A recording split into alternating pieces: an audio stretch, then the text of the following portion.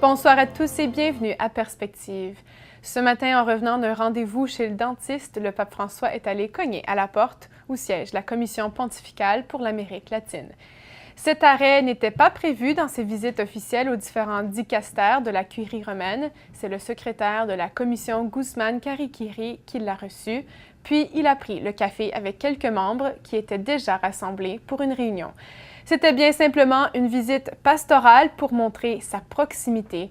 Le pape avait déjà effectué des visites spontanées à la Commission pontificale pour l'Amérique latine, mais rien encore d'officiel.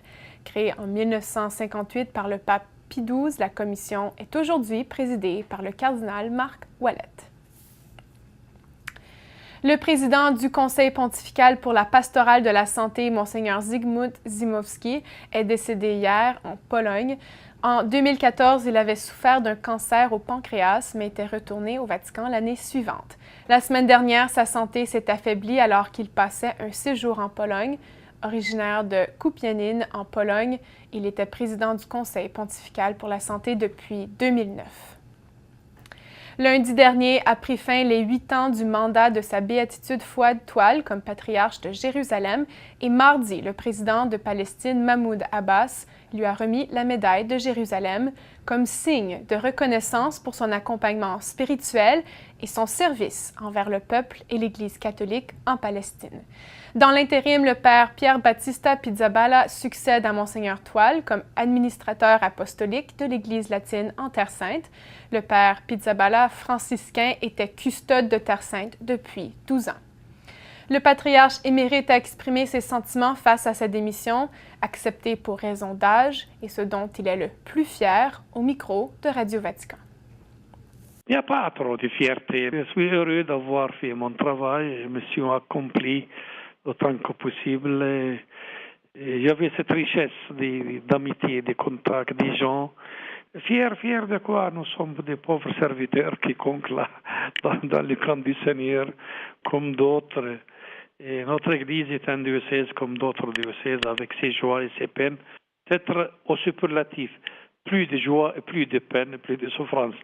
Un peu le plus beau diocèse et le plus compliqué en même temps. Chypre, Israël, Palestine, Jordanie, tous ensemble. Là. Toute la situation politique, religieuse, toute la division entre nos chrétiens, tous les efforts, toutes les rencontres avec les juifs, avec les musulmans, entre nos chrétiens, tout ça, c'était une machine qui continue à marcher, mais je suis pas question de fierté, peut-être de peine de voir que nous sommes toujours au commencement de cette affaire de situation politique qui je ne vois pas encore de solution. Ça, plus de peine que de fierté, la vérité.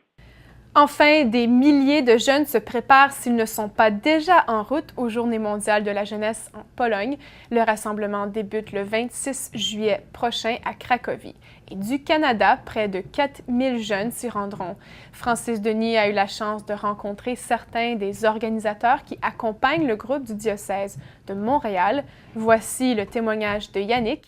Honnêtement, je n'aime pas partir avec les attentes. Je pars vraiment avec le désir de profiter vraiment de ce qui nous sera offert et avec le désir de revenir avec un feu plus grand. Donc, mais je ne pars pas avec une attente particulière parce que je veux rester ouvert à tout ce qui sera proposé. Donc, voilà. Comment tu appréhendes peut-être de voir le pape François? Est-ce que ça va être la première fois que tu vas le voir? Et qu'est-ce que tu penses? Pourquoi est-ce que tu penses qu'il pourrait toucher les jeunes spécifiquement? Je pense qu'il a un style particulier.